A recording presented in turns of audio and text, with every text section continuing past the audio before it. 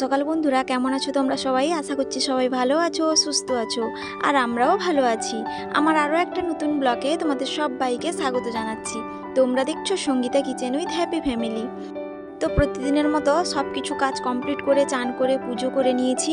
তারপর একটু চা বানাচ্ছি, আর তোমাদের দাদাভাই মুড়ি খেয়ে পড়াতে গেছে। তো চাটা খাবো আজকে, একটু দুধ বেশি দিয়ে করেছি আর একটু শর্ট ছিল, তো তার জন্য ভাবলাম একটু মুড়ি মাখিয়ে খেয়ে নিই। আর ছেলে তো উঠলে খাবে। আর এই যে ছেলে ওঠার পরে ওকে মুখ ধুয়ে ব্রাশ করিয়ে দিয়েছি।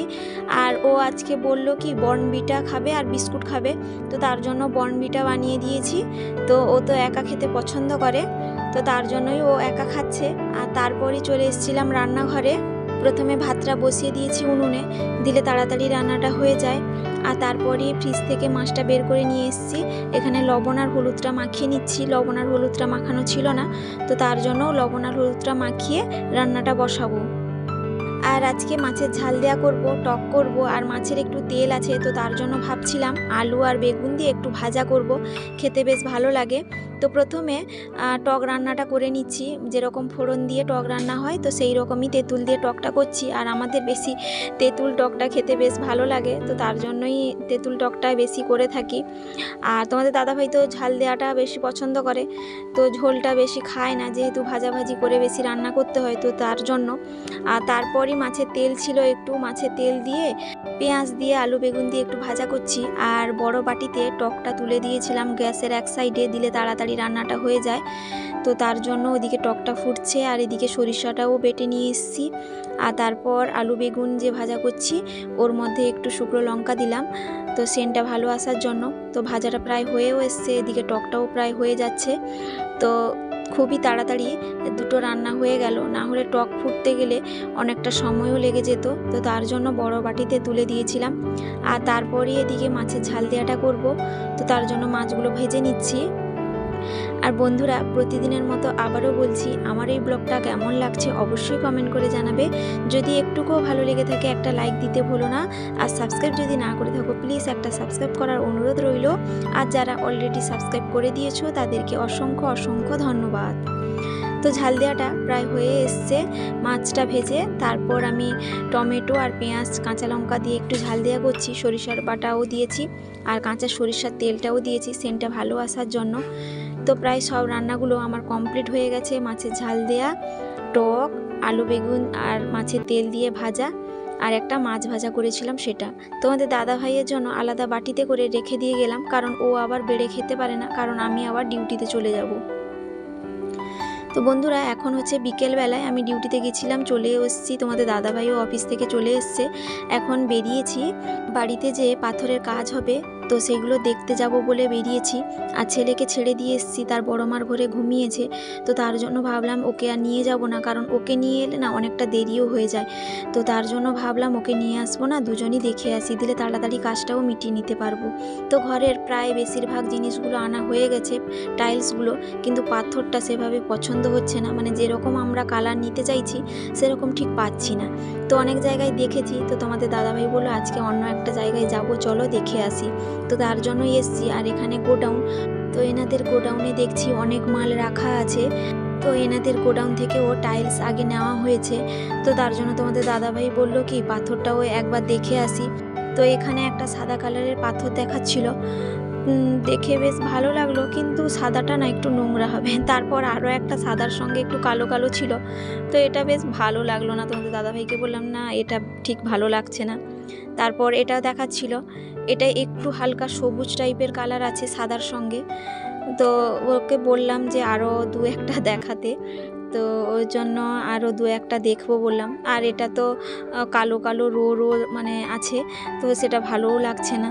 তো তারপর আরও একটা দেখালো, এটা একটু খয়েরি টাইপের আছে সাদার সঙ্গে, তো এটা ঘরে লাগালে নোংরা হলে বেশ বোঝা যাবে না। তো কয়েকটা দেখা হলো, তোমাদের দাদাভাই বললো ঠিক আছে আমি দেখে নেব। আর এদিকে এলাম গ্রানাইট দেখার জন্য। এখানে কিন্তু গ্রানাইটও ওনারা অনেক রেখেছেন, কিন্তু দামটা একটু বেশি বলছেন। তো তার জন্য দেখা হচ্ছে যে দেখা যাক কি করা যায়। আর গ্রানাইট আমরা একটু সাদা টাইপের নিতে চাইছি, কালোটা কম থাকবে, তো সেই রকমই দেখতে চাইছিলাম। তো ওনারা যেগুলো দেখাচ্ছেন সেগুলো কিন্তু বেশ রেট, তো তার জন্য তোমাদের দাদাভাই বলছে একটু কম রেটে যদি হয় ভালো হতো, কিন্তু কম রেটে যেগুলো দেখাচ্ছেন সেগুলো এতটাও ভালো লাগছে না।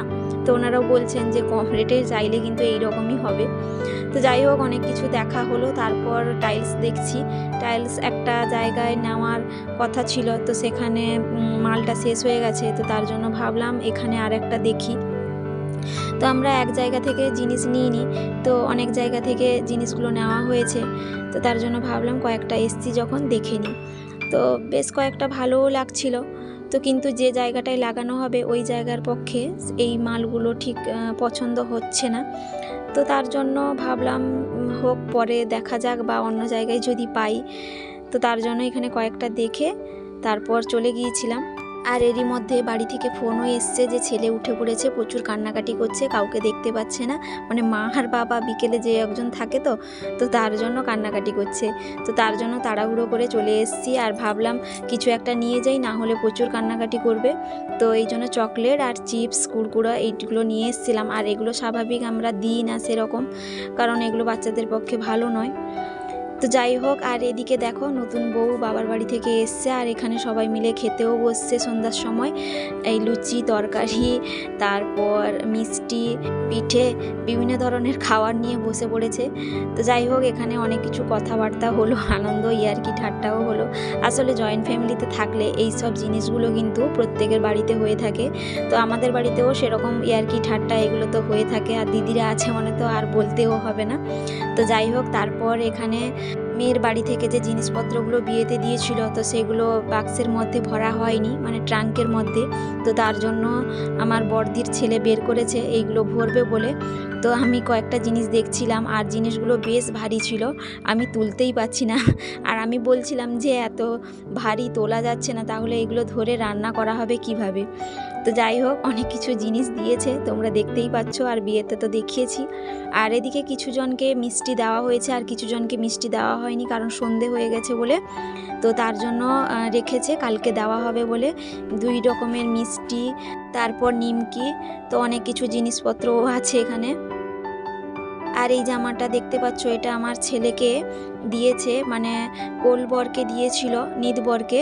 তো ওই জামাটা পছন্দ ছিল না আমার ছেলে, তো তার জন্য ওর দাদা চেঞ্জ করে নিয়ে এসছে। আর এখানে বড় ভাই আর সব থেকে ছোট ভাইয়ের আদর হচ্ছে, দেখলেও হাসি লাগে। তো যাই হোক, ভালোও লাগে এক এক সময়, এত বড় দাদা আর এতটুকু ভাই, আর ওদের তো আদর তো প্রচুর পরিমাণে। তো যাই হোক, রাত্রির খাবারটা বেড়ে নিচ্ছি।